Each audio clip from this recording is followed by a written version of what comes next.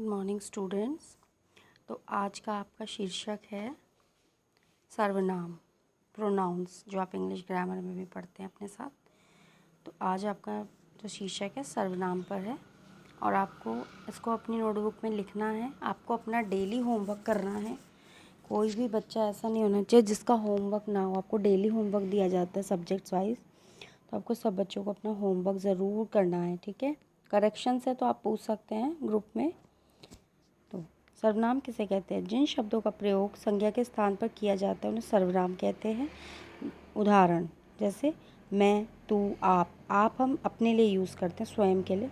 यह, वह, जो, कोई, कुछ, कौन, क्या, तो इसे कहते हैं। जो नाउन संज्ञा के स्थान पर प्रयोग होने वाले शब्द जो होते हैं सर्वनाम होते हैं। सर्वनाम के भेद कितने होते हैं? सर्वनाम के भेद मुख्यतः 6 होते हैं। पुरुषवाचक, निजवाचक, निश्चयवाचक, अनिश्चयवाचक, संबंधवाचक, प्रश्नवाचक। कितने भेद होते हैं? टोटल 6 भेद होते हैं। पुरुषवाचक, निजवाचक, निश्चयवाचक, अनिश्चयवाचक, संबंधवाचक, प्रश्नवाचक। ठीक है। तो पहला है पुरुषवाचक। अब पुरुषवाचक किसे कहते हैं? जिन सर्वनाम शब्दों का प्रयोग व्यक्तिवाचक संज्ञा के स्थान पर किया जाता है उन्हें पुरुषवाचक सर्वनाम कहते हैं। जैसे मैं, तुम, हम, आप, वे। ठीक है। पुरुषवाचक सर्वनाम के भेद होते हैं 3। उत्तम पुरुष, प्रथम पुरुष। उत्तम पुरुष मतलब होता है प्रथम पुरुष। इस सर्वनाम का प्रयोग बात करने या बोलने वाला अपने लिए करता है, स्वयं। हम अपने लिए यूज़ करते हैं इसको कि हम क्या कह रहे हैं। तो इस सर्वनाम का प्रयोग हम बोलने या कहने अपने लिए करते हैं। उदाहरण जैसे मैं, मुझे, मेरा, मुझको, हम, हमें, हमारा, हमको। अगर सिंगल मैं सिर्फ अपने बारे में बोल रही हूँ, मैं सिर्फ अपने बारे में बोल रही हूँ, तो मैं, मुझे, मेरा, मुझको। अगर हम बहुत सारे लोग एक साथ मिलके बोल रहे हैं तो हम, हमें, हमारा, हमको। ठीक है। मध्यम पुरुष मतलब इस सर्वनाम का प्रयोग बात करने के लिए किया जाता है। उदाहरण तू, तुझे, तेरा, तुम, तुम्हें, कैसे, तुम्हारा। ठीक है। तू, तुझे, तेरा, तुम, तुम्हें, तुम्हारा। आप, आपको, आपका, आप लोग को, आदि। अगर किसी को हम रिस्पेक्ट दे रहे हैं तो उसके लिए हम कहेंगे आप, आपको, आपका, आप लोगों की, को, आदि। ये हम रिस्पेक्ट देने के लिए शब्द यूज़ करते हैं। ठीक है। अब आता है अन्य पुरुष। इन सर्वनाम का प्रयोग बोलने वाला अन्य किसी व्यक्ति के लिए करता है। जैसे वह, उसने, उसको, उसका, उसे, उसने, वे, इन्होंने, उनको, उनका, उन्हें, उनमें, आदि। ठीक है। निजवाचक सर्वनाम। जो सर्वनाम शब्द कर्ता के स्वयं के लिए प्रयुक्त होते हैं उन्हें निजवाचक सर्वनाम कहते हैं। जो खुद के लिए प्रयोग किए होते हैं, अपने लिए, स्वयं, आप ही, खुद, अपने आप। उदाहरण उसने अपने आप को बर्बाद कर लिया। तो उसने अपने ही बारे में बोला है ये बात कि उसने अपने आप को बर्बाद कर लिया। मैं खुद फ़ोन कर लूँगा। मैं खुद फ़ोन कर लूँगा, तुम स्वयं यह कार्य करो। श्वेता आप ही चली गई। इसके आप का प्रयोग करने के लिए स्वयं होता है, आदर सूचक है, स्वयं के लिए नहीं। आदर सूचक आपके लिए नहीं है। ठीक है। निश्चयवाचक सर्वनाम। जिन सर्वनाम शब्दों से किसी निश्चित व्यक्ति या वस्तु का बोध हो उसे निश्चयवाचक सर्वनाम कहते हैं। जो डिसाइड हो। ठीक है। जैसे यह, वह, ये, वे। यह मेरी घड़ी है, तो ये निश्चय, डिसाइड है कि ये घड़ी कंफर्म है कि उसी की है, तो इसलिए ये शब्द यूज़ होते हैं। वह एक लड़का है, अब वो लड़का है, वो कंफर्म है, निश्चय है कि वो लड़का ही है, डाउट नहीं है कोई, तो इसलिए जिन शब्दों से किसी निश्चय व्यक्ति या वस्तु का बोध हो उसे निश्चयवाचक सर्वनाम कहते हैं। वे इधर ही आ रहे हैं। ठीक है। ये उदाहरण है आपके। अब है अनिश्चयवाचक। उल्टा हो जाता है निश्चयवाचक का इसमें।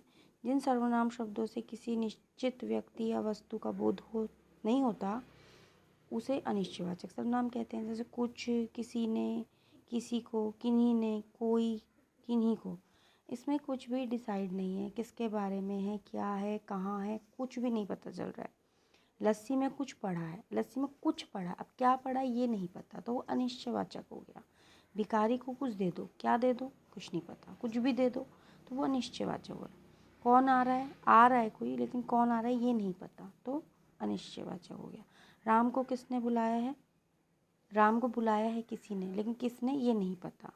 शायद किसी ने घंटी बजाई, घंटी बजी है पर किसने बजाई ये नहीं पता। तो ये सब जो शब्द आते हैं ये आपके अनिश्चयवाचक सर्वनाम में आते हैं। अब आते हैं संबंधवाचक सर्वनाम।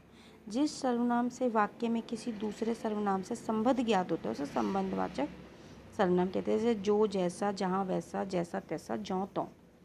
ठीक है, जहाँ चाहा वहाँ रहा, तो ये इन दोनों, जहाँ चाहा वहाँ रहा, तो यहाँ पे दो जो वाक्य हैं उनमें आपस में संबंध हो रहा है, ज्ञात हो रहा है संबंध, तो वो जो होते हैं वो संबंधवाचक होते हैं।